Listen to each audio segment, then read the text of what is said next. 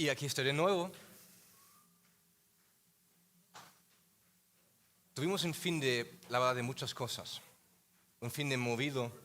Y qué guay que también el próximo fin de va a ser un fin de especial. Un fin de donde podemos celebrar y vivir cosas buenas. Y les invito a ser parte de estas cosas. Porque vale la pena estar en comunión, estar unidos. Hoy en la prédica también hablamos sobre Pablo escribiendo a una iglesia sobre la unidad. Quizás se acuerdan algunos con malos recuerdos a la prédica del domingo pasado, porque era un reto pasar por todo un capítulo en poco tiempo, mucha información, muchas cosas, y ahora Patrick empieza a las -10 con el capítulo 2. Y ni hay suficiente viento para que se aguante el calor, aunque hayan 2 aire acondicionados trabajando al tope. No, yo no lo necesito, gracias. Prefiero sudar, porque buenos deportistas sudan. Hoy vamos a mirar al segundo capítulo de la carta de a los filipenses. Y quiero solo recordarles lo que hemos hablado la semana pasada en el capítulo 1. Hemos hablado de que Pablo empezaba a mostrar claramente cuál es la identidad de los creyentes. Era una carta o un inicio curioso porque Pablo no empezaba diciendo yo el apóstol, la máquina Pablo, sino yo el esclavo de Dios, el esclavo de Cristo. Él hablaba de su identidad, de quién era, y así les mostraba también a la iglesia quiénes eran su identidad. Después él hablaba sobre sus luchas, sobre sus problemas, estando en la cárcel, bajo miedo. Hasta con el miedo de quizás tener que morir, pero él cambiaba circunstancias y dijo, yo sé quién soy y sé quién es mi Salvador y mi Rey, y por eso no tengo miedo de mis circunstancias, hasta veo que mis circunstancias pueden llegar a ser oportunidades. Él no se frustró en la cárcel, celebró a su Dios allí. Y terminó diciendo a la iglesia de que ellos tenían una ciudadanía, así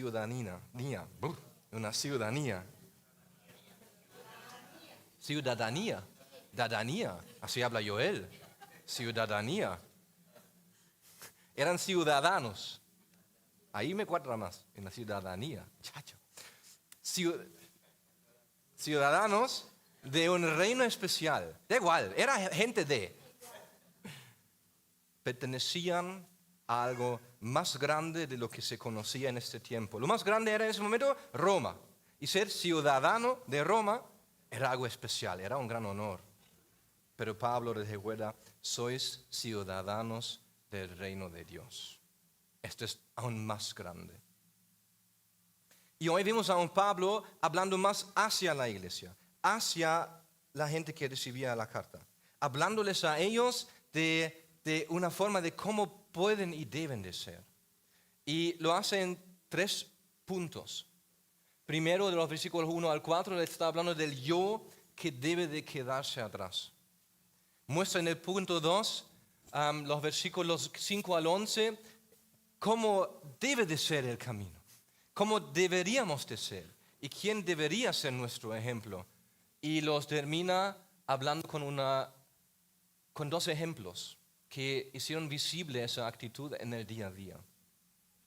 Y es curioso esa parte, porque aquí Pablo empieza dando mandamientos, diciendo cómo debe de ser alguien. Si miramos los versículos 1 al 4 en la segunda carta de Filipenses, dice, por tanto, si sienten algún estímulo en su unión con Cristo, algún consuelo en su amor, algún compañerismo en el Espíritu, algún afecto entrañable, llénenme de alegría teniendo un mismo parecer, un mismo amor, unidos en alma y pensamiento. No hagan nada por egoísmo o vanidad, más bien con humildad consideren a los demás como superiores a ustedes mismos. Cada uno debe velar no solo por sus propios intereses, sino también por los intereses de los demás. Y creo que Pablo da aquí una lección muy importante a la iglesia. Porque sabemos, y le hemos hablado un poco la semana pasada, que en esta iglesia habían problemas, habían peleas entre Recuerdan que en el inicio Pablo dice a todos y los obispos, pero ¿por qué los nombra también? Porque él sabía que habían peleas ahí, habían diferencias y quería decir todos y ellos también son todos. Hace falta unidad. Y aquí Pablo les dice claramente, la actitud de Cristo deja atrás el yo y me lleva hacia una unidad.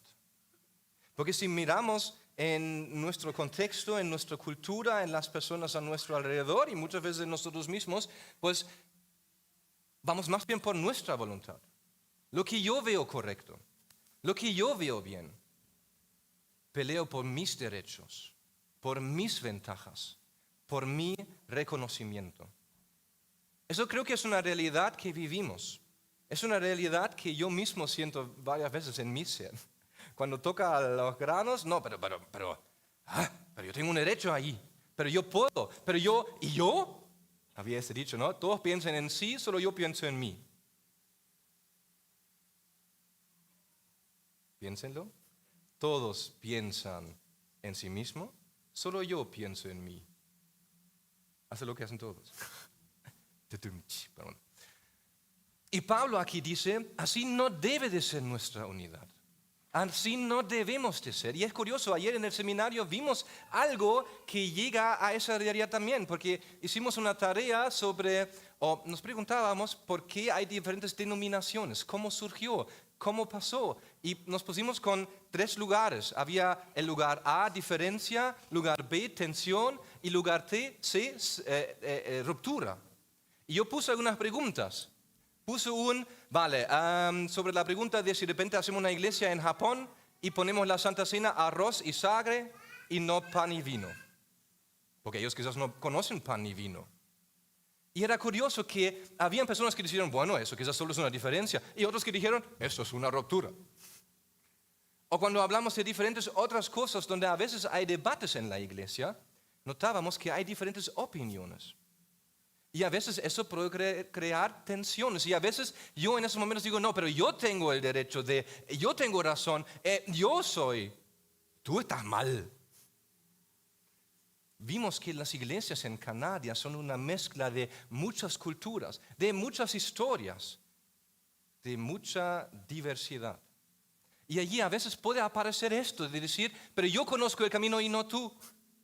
Pero si yo tengo razón y no tú. Y Pablo aquí clama y dice, lo más importante no es el yo, sino es el centro, es Cristo. Tenemos que hablar sobre las cosas, por supuesto. Tenemos que debatir las cosas. Estilo de música fue ayer un punto curioso, donde se posicionaron en diferentes sitios. Pero Pablo aquí recuerda a la iglesia, no es el yo, sino es humildad. No es mi voluntad, sino es humillarme. No es mi derecho, sino es buscar la unidad. A veces prefiero tragarme mi gran buena idea para estar en comunión con los demás. No es mi ventaja, sino es buscar la ventaja del otro, servir al otro.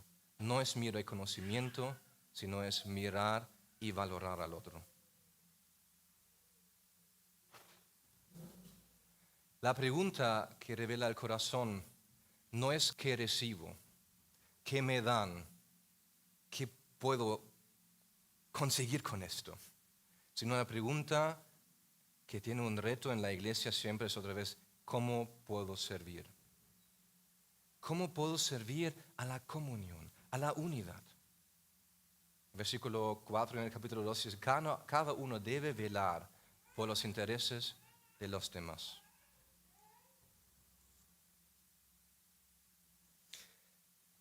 Y claro, yo pensaba, bueno, Pablo, esos son muy buenos consejos, así tenemos que ser. Eso es muy, muy correcto. Pero después pensé en mí. Yo soy muy bueno en dar consejos y normas a mis hijos. Todos los padres lo somos y los madres también. Yo siempre le digo, Liam, ponte bien sentado, no sube la pata en la silla, ni ponte así ni asá. Y después de repente me pillo a mí, porque a veces pienso en mí, que en la mesa estoy con mi pierna encima de la silla de Liam, porque tiene una parte así de madera. Y está como, Siempre cuando trabajo en mi oficina, no estoy bien sentado recto con la espalda, sino me siento así encima de mi pie. Y a veces noto que yo soy muy bueno en dar normas, en decir, así tiene que ser. Come bien, Liam, cada mañana frutas y yo la manzana. Bueno, tiene que comer Liam, no yo. Pero a veces me pasa de que yo digo cosas y mando a hacer cosas y yo mismo no soy a veces muy... ¿A quién también le pasa? No, bueno, seguramente a todos. O solo yo soy sincero. Gracias que levantaste la mano. Y por eso también a veces me pregunto, Pablo, es muy bueno lo que dices, es muy bueno lo que nos mandas a hacer, pero, a ver, lo guay es, hoy aquí miramos a todo un capítulo, porque Pablo sigue. Y tiene una muy, muy buena forma de enseñarnos, no solo con palabras, sino con realidades. Porque sigue el texto. Aquí a mí Pablo tiene aquí uno de los textos más bonitos del Nuevo Testamento. Hay dos textos especiales. Uno creo que está en Gálatas o en Efesios, pero el otro está aquí. Y este texto habla sobre la actitud de Cristo tomando el camino hacia abajo. El descenso de Cristo. Y les invito a escucharlo. A mí a veces me pone un poco nervioso. Voy a leerlo. Filipenses 2, del 5 al 8. La actitud de ustedes debe ser como la de Cristo Jesús, quien siendo por naturaleza Dios, no consideró el ser igual a Dios como algo a que aferrarse. Por el contrario, se rebajó voluntariamente, tomando la naturaleza de siervo y haciéndose semejante a los seres humanos. Y al manifestarse como hombre, se humilló a sí mismo y se hizo obediente hasta la muerte y muerte de cruz.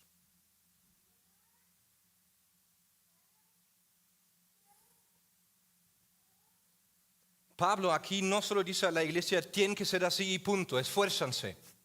Pablo aquí dice, tenemos que ser, anhelo que sean así, porque Cristo es así. Porque queremos, podemos, debemos de ser como es Cristo. Porque Cristo es el gran ejemplo. Los mandamientos, las normas, las leyes de la palabra de Dios son vacías si solo son normas y leyes. Eso es algo que aprendí yo cuando hicimos los 3 años sobre los 10 mandamientos. No fueron 3 años, fue 1 año. Ni 1 año, la gente exagera aquí. Pero lo que yo averigüé en los estudios sobre los 10 mandamientos es que son vacíos cuando las vemos como normas que Dios nos da para cumplirlas. Porque eso no es el principio de todo eso. Dios sabe lo que nos muestra en sus mandamientos, cómo es Él. Nos muestra su identidad, su ser. Y nos dice, si quieren vivir conmigo, tienen que ser como yo soy. Y por eso el pueblo no era capaz jamás de cumplirlas. Porque ningún hombre puede ser como Dios. Y aún así Dios dice, si tú quieres estar en comunión conmigo, tienes que ser como yo soy. Al fin y al cabo, las normas, las leyes que vemos en la palabra de Dios no son solo un hazlo, venga, pero yo no lo hago, sino un hazlo porque yo soy así. Y así también en este texto, cuando Pablo dice a la iglesia, sean unos, no se toman tan en serio, dejan el yo atrás. Piensen en esto, no lo dice al vacío, lo dice porque Dios es así. Porque el Hijo de Dios mostró justo eso. Jesús no se aferró a su derecho. Piénsatelo. Jesús es Hijo de Dios. Pablo a veces lo dice, prefiero estar ya muerto para estar ahí. Y Jesús dijo, yo estoy allí, pero voy para abajo. Yo no me aferro a mi derecho. Yo voy el camino hacia abajo. Y no lo usa para sí mismo, sino Él viene para tomar un lugar bajo y para servirnos a nosotros. Él nos sirve y es obediente porque permanece fiel a la palabra a los órdenes de su Padre. Y hasta muestra el amor al extremo en la cruz, muriendo por ti y por mí.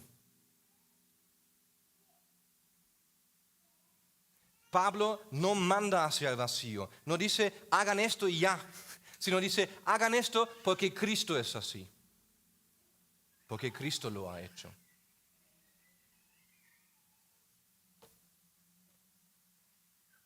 Y de alguna manera en la Santa Cena recordamos de esa realidad. Hemos celebrado que Jesús entregó su cuerpo por nosotros. Él se humilló, Él se entregó, Él murió por ti y por mí. Pero el texto sigue. Filipenses 2, del 9 al 11 dice, por eso Dios lo exaltó hasta lo sumo y le otorgó el nombre que está sobre todo nombre, para que ante el nombre de Jesús se doble toda rodilla en el cielo y en la tierra y debajo de la tierra, y toda lengua confiese que Jesucristo es el Señor, para gloria de Dios Padre. Amén. Podrías ver la primera parte y decir, bueno, es un poco, a ver, si el hijo de un rey va hacia donde están todos los pobres y enfermos y muere allí, pues mal ha hecho. Tonto fue. Pero aquí vemos que lo que nosotros creemos que debe de ser o cómo debe de ser una vida exitosa en la vida no es la realidad. Jesús nos muestra cómo debe de ser la vida. ¿Quién es el primero y quién es el último? ¿Quién es el que realmente vive y quién es el que está muerto? Jesús vino, sirvió a otros, entregó su vida por otros y por eso fue exaltado. Por eso fue elevado. Por eso es digno de adorarle. Y eso pocos de ahí fuera lo entienden. Pero qué tontos sois que adoran a un Dios que murió. Pero nuestro entendimiento de la vida y de nuestra realidad es diferente a como lo ven muchos ahí fuera. Porque el sentido de la vida no es yo ser grande, sino reconocer quién realmente es grande. Y dejarme usar, ser usado por Él. Jesús muestra de que la vida tiene que ser de otra manera. No la autoafirmación para exaltarme, no la riqueza ni el poder, sino humildes y obedeciendo a Dios. La forma de Cristo no es subir pisando, sino bajar sirviendo.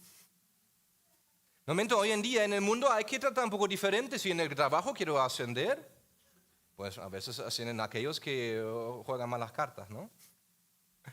Que pisan a otros, que hacen daño a otros para ganar ellos más. Pero Jesús nos muestra que en realidad debe de ser diferente. Nosotros debemos de vivir diferentes. La iglesia tiene la capacidad de romper esas ideas y vivir diferentes. Pero claro, hasta aquí uno llega y dice, claro, si me pones a Jesús como ejemplo, eso no me motiva más porque es Jesús. Yo y Jesús somos muy diferentes. Yo jamás llegaría ni a un porcentaje de. Y es así. Jesús es Jesús, es hijo de Dios. O sea que yo soy coheredero, pero oye. Pero ahí tampoco el texto termina. Aquí Pablo tampoco termina, porque Pablo empieza a hablar de dos personas, dos ejemplos. Filipenses 2, del 2 al 18 dice, así que, mis queridos hermanos, como han obedecido siempre, no solo en mi presencia, sino muchas más ahora en mi ausencia, lleven a cabo su salvación con temor y temblor. Pues Dios es quien produce en ustedes tanto el querer como el hacer para que se cumpla su buena voluntad. Háganlo todo sin quejas ni contiendas, para que sean intachables y puros, hijos de Dios sin culpa en medio de una generación torcida y depravada. En ella ustedes brillan como estrellas en el firmamento, manteniendo en alto la palabra de vida. Así en el día de Cristo me sentiré satisfecho de no haber corrido ni trabajado en vano, y aunque mi vida fuera derramado sobre él, sacrificio y servicio que producen de su fe, me alegro y comparto con todos ustedes mi alegría. Así también ustedes alégrense y compartan su alegría conmigo. Todavía no llegamos a los ejemplos, pero ya casi. Pero la actitud de Cristo se quiere y se puede hacer visible en nuestra vida diaria. Pablo aquí no termina con una teoría, sino termina mostrando que esa realidad puede llegar a ser real. Porque sí, no somos Jesús. Tú no eres Jesús, yo tampoco. Pero Jesús nos promete de que cuando Él se fue, nos dejó un acompañante que estará con nosotros, aconsejándonos, caminando con nosotros, mostrándonos.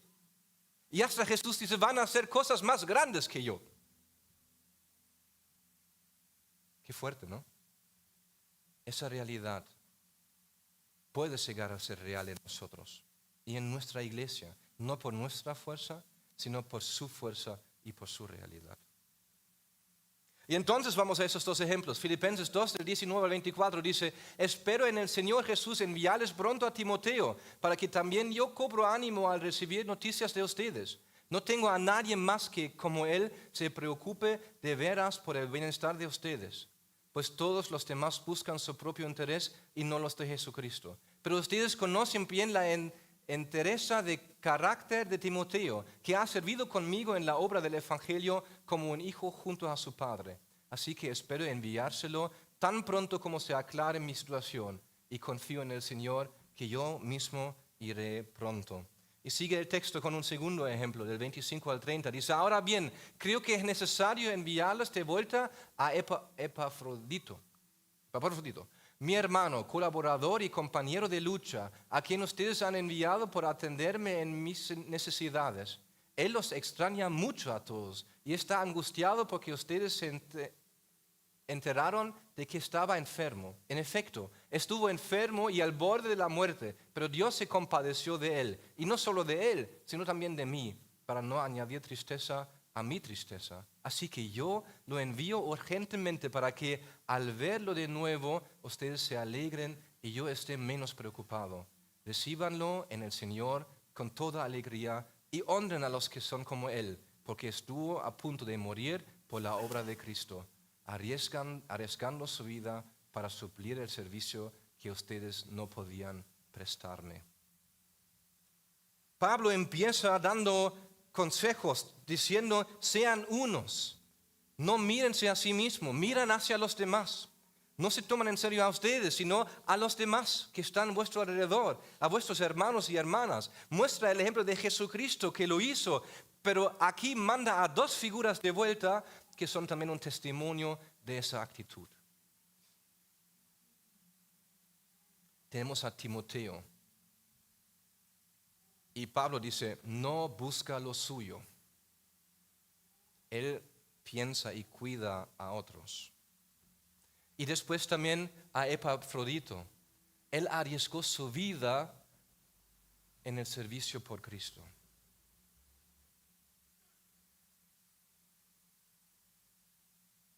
El carácter de Cristo puede llegar a ser realidad en nuestra vida.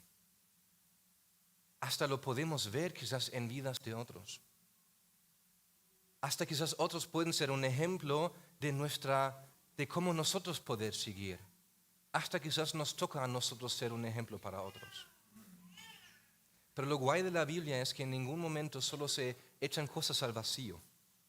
No se dicen cosas que tú no llegarás nunca, pero te lo digo porque te lo tengo que decir. Sino la palabra exige cosas de nosotros y nos retan a conseguirlas, dándonos realidades que muestran esos caracteres, que muestran esa realidad. Y a veces hace falta ver a estos ejemplos cerca de nosotros. No para glorificarles, claro que no, pero para ver la realidad de Cristo en el otro. Por eso comunión es necesario, comunión es importante. Yo solo no puedo, yo necesito al otro. Yo necesito la realidad del otro. Yo necesito al otro que me muestra, que me dice.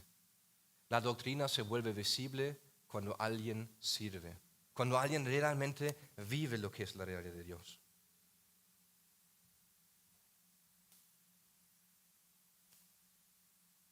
Creo que es una pregunta retosa que tengo aquí al final. Si alguien observa nuestra iglesia, ¿reconoce la actitud de Jesús o principalmente nuestra propia voluntad? Creo que es un reto como iglesia, porque siempre vivimos en una tensión. Vivimos la tensión de que Dios es quien es, pero nosotros somos los que somos. Seríamos una iglesia muy mala si a partir de ahora decimos, venga, cada domingo mostramos unidad. Nos esforzamos y listo. Pero después cuando me voy para casa digo, de Guillermo cuando me sirvió el café, estaba frío. Chacho tío. Además me habló tanto que se me enfrió más. Hoy te toca por eso. Es bueno esforzarse, pero Dios, la palabra de Dios, el ejemplo de Cristo nos exige a no solo esforzarnos en momentos, no solo esforzarnos en nuestras obras, sino esforzarnos en nuestro corazón. Intentar buscar la unidad entre nosotros, no solo por lo que ven otros hacia afuera, sino lo que somos por dentro.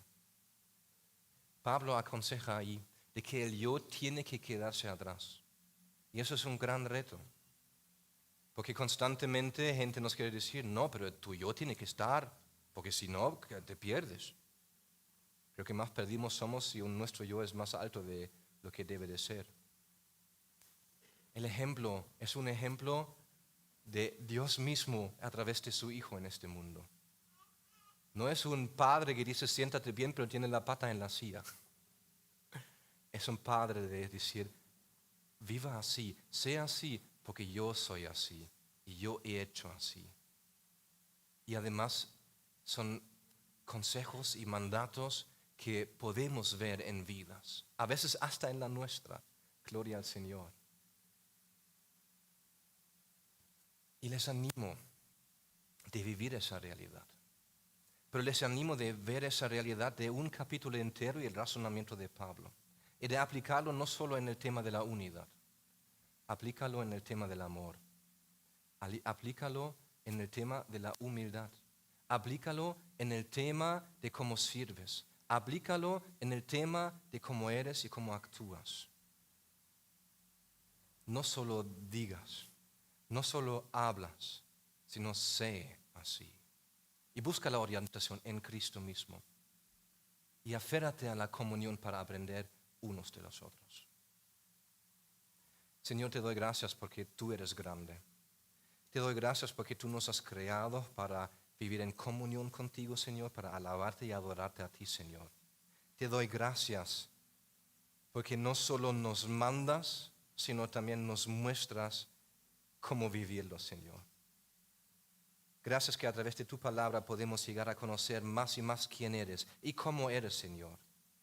Y tú nos retas a decir, si queremos vivir en comunión contigo, pues tenemos que transformarnos más en cómo eres tú, Señor. Y te damos gracias que no empieza en nosotros, sino empieza en quién eres tú, en lo que has hecho. La Santa Cena, la cruz, nos muestra que el inicio no es nuestro bien ser, nuestro yo, sino alejarnos de nosotros mirando hacia ti, Señor. Ayúdanos de aprender de ti, Señor. No de normas y leyes solo, sino de quién eres tú y cómo eres, Señor. Ayúdanos de verte a ti como ejemplo en nuestra vida. De pensar y preguntarnos, ¿qué harías tú en esa situación? De buscar comunión contigo, de hablar contigo para buscar consejo en tu realidad, Señor. Pero también te doy gracias porque no nos has puesto solo en este mundo. Has dado a personas a nuestro alrededor que pueden ser un ejemplo para nosotros, Señor. Haznos verlo, reconocerlo, no para glorificar su yo, sino tu grandeza en ellos. Y te pido que nos ayudes a madurar en la fe y poder ser un ejemplo para otros. Que otros pueden ver tu grandeza, tu actitud, tu realidad en nuestra vida.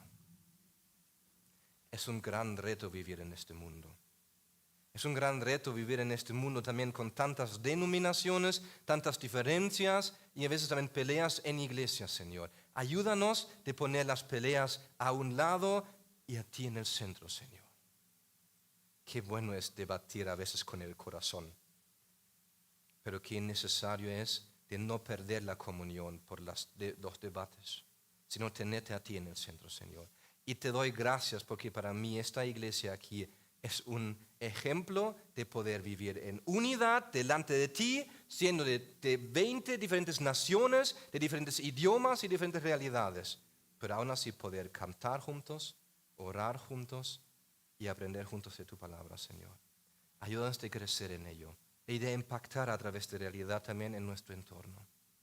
Te doy gracias porque no depende de las normas, sino depende de ti. Te doy gracias porque tú eres rey y no nosotros. Te doy gracias porque tú, Jesucristo, no te quedaste allá arriba, sino bajaste a este mundo para servirnos, para morir por nosotros. Y por eso eres digno de que nos rodeamos ante ti, Señor, y que te alabamos.